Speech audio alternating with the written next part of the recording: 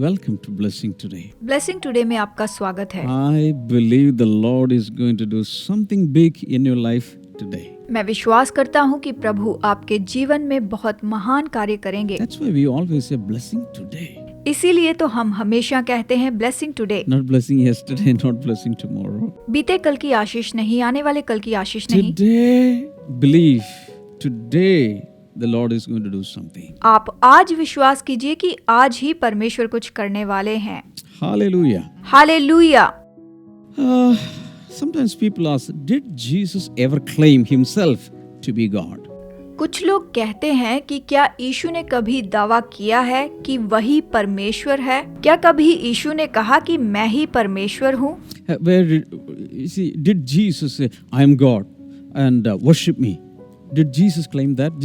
Did Jesus ask people to do that? क्या कभी यीशु ने कहा कि मेरी आराधना करो, मैं ही परमेश्वर हूँ? क्या कभी उसने इस तरह का कोई दावा किया था? Did Jesus ever claim to be God? क्या कभी यीशु ने परमेश्वर होने का दावा किया है, ऐसा कहा था? The essence is this: Jesus was a normal human being, and people gave him deity, and people made him God. कुछ लोग कहते हैं, बात तो ये है कि यीशु मसीह केवल एक सामान्य मनुष्य थे और लोगों ने उसे ईश्वर माना और परमेश्वर बना दिया। So what is the real fact? तो फिर असली बात क्या है, ये बताइए। Today we are going to explore that. आज हम इसके बारे में देखेंगे। Right now we are going to worship the Lord. तो आइए इस वक्त प्रभु की आराधना करते हैं। Over to the mini choir of Blessing Today. Blessing today की मिनी क्वायर की ओर चलते हैं।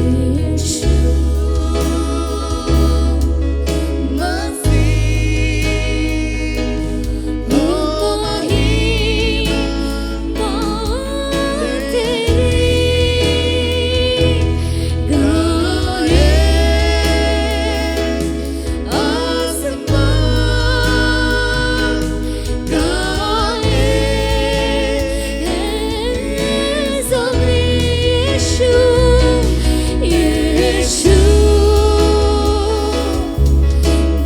मसीह, ओ वही बात तेरी गाए आसमान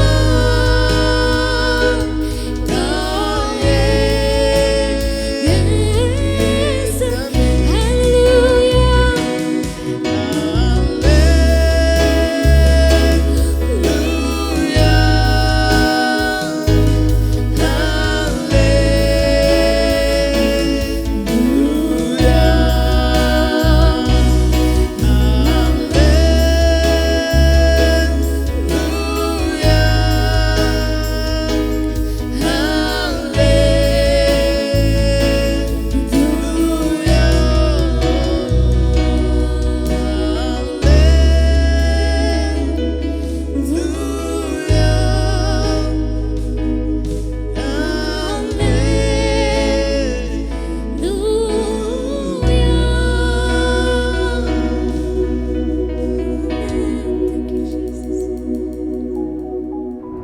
All right, when I first got saved and when I was very, very young in the Lord, I had this question: did Jesus ever claim to be God?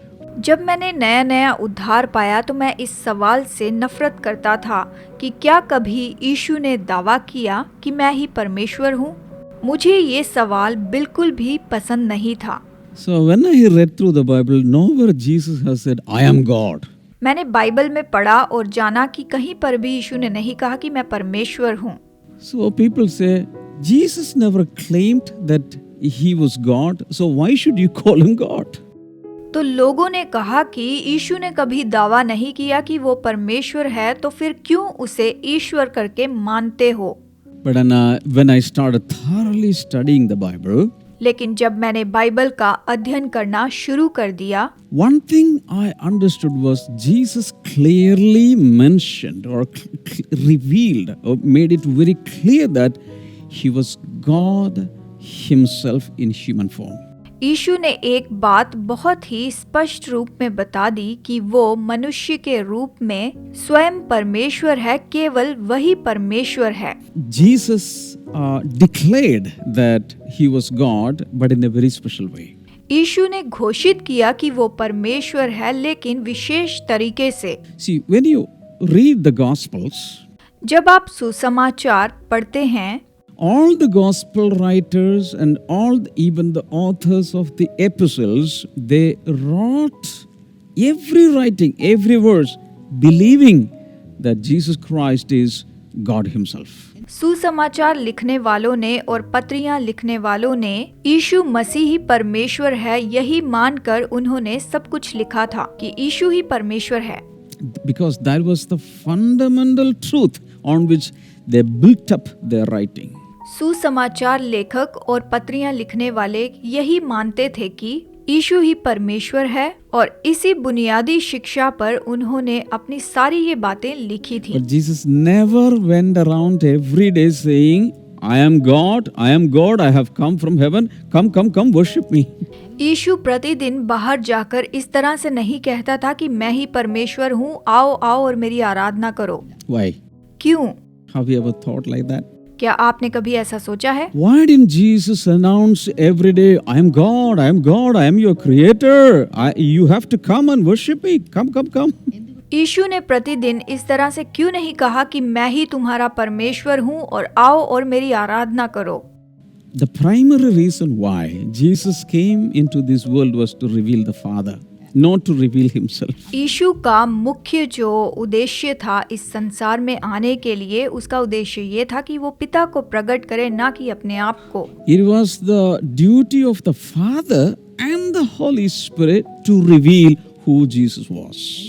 ये तो पिता और पवित्र आत्मा की जिम्मेदारी थी कि वो प्रकट करें कि यीशु कौन है, इस बात को वो प्रकट करें। That is the beauty of the relationship among the Father, Son and the Holy Spirit. यही तो पिता, पुत्र और पवित्र आत्मा के बीच के संबंध की सुंदरता है। देखिए, No self promotion. ये खुद की बढ़ोतरी करना बिल्कुल नहीं था। One team member of the Trinity will promote others. त्रिएकता की टीम का एक सदस्य दूसरों को बढ़ावा देता है। Not only that, according to Matthew 11 and verse number 29, केवल इतना ही नहीं, मत्ती अध्याय 11 वचन 29 के अनुसार Jesus himself said, I am gentle and humble in heart. स्वयं यीशु ने कहा कि मैं नम्र और मन में दीन हूँ। हम देखते हैं कि यीशु ने कहा कि मैं नम्र और दीन हूँ। So he came as a humble, meek, gentle person. यहाँ पर हम देख सकते हैं कि वो बहुत ही नम्र और दीन व्यक्ति के रूप में आया। He was not bragging or boasting about his deity.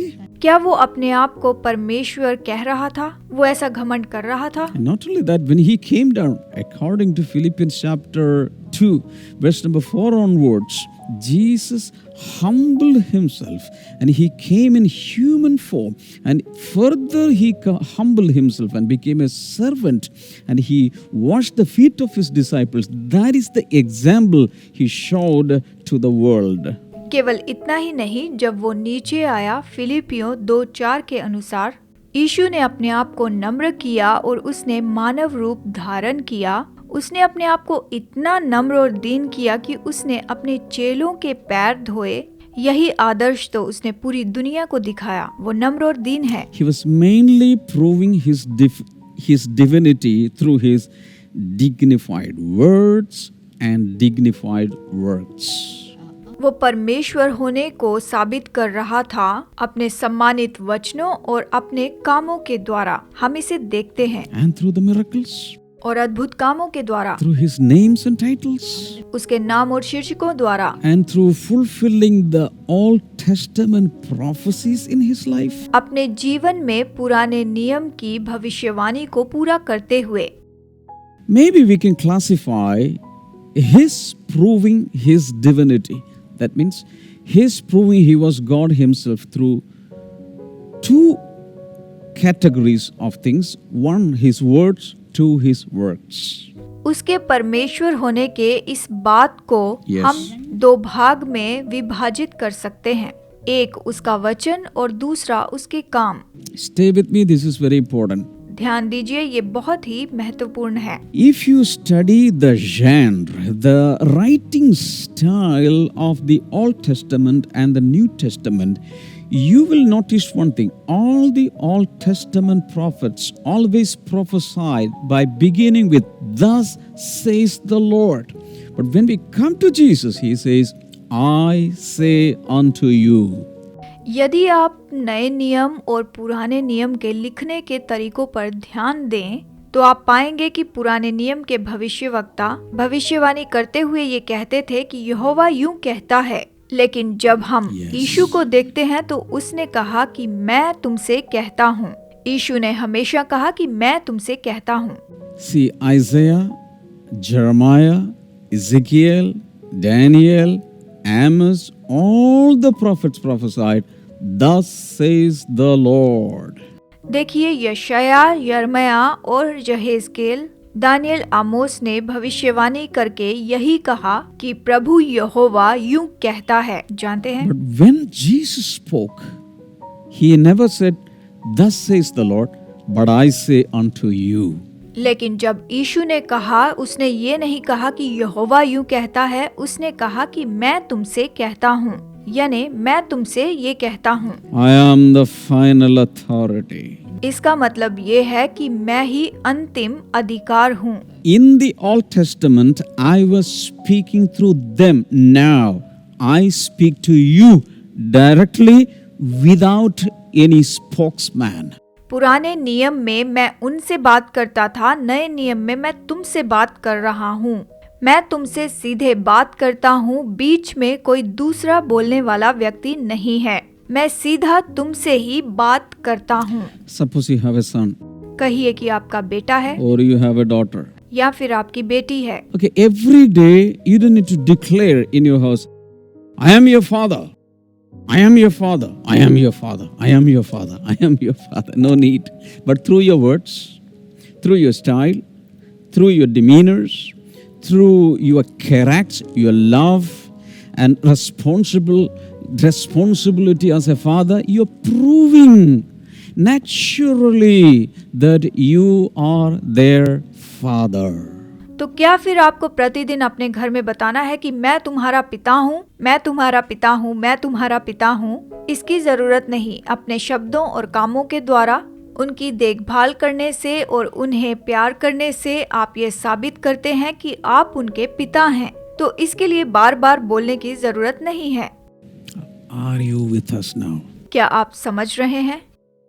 Just think about that. जरा इस पर सोचिए। There was no need for Jesus to come into this world and declare, I am God, I am God, I am God. यीशु को कोई जरूरत नहीं थी कि वो संसार में आकर घोषित करे कि मैं ही परमेश्वर हूँ, मैं ही परमेश्वर हूँ। Because he was coming into this world as a human being, not in God's form. As a human being, he came and he was revealing through his words, through his works, through the miracles and everything that he did. Nobody else in the whole history could do what Jesus did, and nobody else in the whole history could speak the words that Jesus spoke. वो इस संसार में मानव रूप में आया, परमेश्वर बनकर नहीं, और वो इस संसार में ये प्रकट कर रहा था अपने वचनों के द्वारा, अपने कामों के द्वारा। पूरे इतिहास में किसी ने भी यीशु के जैसे काम नहीं किए। पूरे इतिहास में ये हम पाते हैं, ये हम देख सकते हैं कि यीशु ने जो वचन कहे वैसे वचन और किसी ने भी नहीं कहे। If somebody is studying or watching Jesus' life closely, he doesn't need any more proof to prove that Jesus Christ is God himself, because there has been no other human being or no other person lived in the history like him. अगर कोई यीशु के जीवन का अध्ययन कर रहा है तो वो परमेश्वर है, ये साबित करने के लिए उसे किसी सबूत की जरूरत नहीं है, क्योंकि पूरे मानव इतिहास में हम ये देखते हैं, हम ये पाते हैं कि उसके जैसा कोई भी मनुष्य नहीं था। जानते हैं, Nobody has spoke like Jesus spoke. किसी ने भी यीशु के समान बिल्कुल बातें नहीं की। Just for an example, the I am statements of Jesus. उदाहरण के लिए मैं हूँ, ये जो यीशु के वाक्य हैं I am the life. कि मैं ही जीवन हूँ I am the truth. और मैं ही सत्य हूँ, I am the way. मैं ही मार्ग हूँ, I am the bread of life. जीवन की रोटी I am हूँ, the true wine. मैं ही सच्ची दाखलता हूँ, I am the door of the sheep. मैं ही भेड़शाला का द्वार हूँ। Who else in this history has ever made such statements? पूरे इतिहास में इस तरह के किसने ये वाक्य कहे हैं? किसी ने नहीं। I am the bread of life. मैं ही जीवन की रोटी हूँ, I am the truth. मैं ही तो सत्य हूँ, I am the way to the Father. मैं ही पिता के लिए मार्ग हूँ। No prophet can make such bold declaration. कोई भी भविष्यवक्ता इतने साहस के साथ ये बिल्कुल भी नहीं कह सकता था। All these words attest the fact that he is a unique person, not just a mere human being. ये सारे दावे ये साबित करते थे कि वो अद्भुत मनुष्य है, कोई साधारण मनुष्य नहीं है। उसने ये सब कुछ कहा जो साबित करता है वो साधारण मनुष्य नहीं। I just want to take you to the trial of Jesus. चलिए मैं आपको बताता हूँ यीशु के परखे जाने के बारे में। Mark chapter 14, मरकुस अध्याय 14 61 up to 64. वचन 61 से वचन 64 तक। चलिए इसे देखते हैं। But Jesus remained silent and gave no answer. Again the high priest asked him, Are you the Messiah, the Son of the Blessed One? परंतु वो मौन साधे रहा और कुछ उत्तर ना दिया। महायाजक ने उससे फिर पूछा, क्या तू उस परम धन्य का पुत्र मसीह है? Verse number 62. I am, said Jesus, and you will see the Son of Man sitting at the right hand of the Mighty One and coming on the clouds of heaven. वचन 62। यीशु ने कहा, मैं हूँ और तुम मनुष्य के पुत्र को सर्वशक्तिमान की दाहिनी ओर बैठे और आकाश के बादलों के साथ आते देखोगे। The high priest tore his clothes. Why do we need any more witnesses? He asked. तब महायाजक ने अपने वस्त्र फाड़ कर कहा, अब हमें गवाहों का और क्या प्रयोजन है? You have heard the blasphemy. What do you think? They all condemned him as worthy of death. तुमने ये निंदा सुनी, तुम्हारी क्या राय है?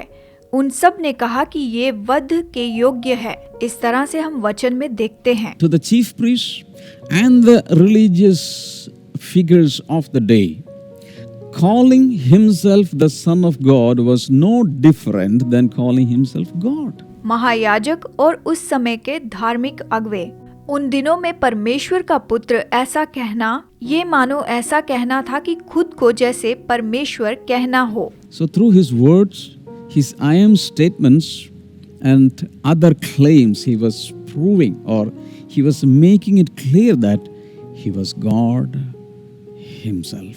उसके मैं हूँ के दावे और जो कुछ भी उसने कहा, उससे ये साबित होता है कि मैं ही परमेश्वर हूँ। उसने ये प्रकट किया है। I will continue with this tomorrow. अगली बार हम इसके बारे में और भी देखेंगे, So don't miss tomorrow's episode. तो अगला एपिसोड मत चूकिए। You can call up the prayer line आप प्रेयर लाइन पर फोन कीजिए। and our prayer ministers will be praying for you. हमारे प्रार्थना सेवक आपके लिए प्रार्थना करेंगे। If you think you are blessed through these episodes, you can be a sponsor or a partner of this ministry. अगर आपने इस सेवकाई के द्वारा आशीष पाई है तो आप इसके पार्टनर बनिए और इसे स्पॉन्सर कीजिए। God bless you all. प्रभु आपको आशीष दे। See you tomorrow. Bye-bye. फिर मुलाकात होगी। Bye bye.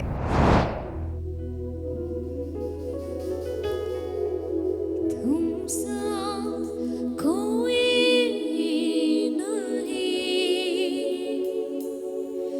तुमसा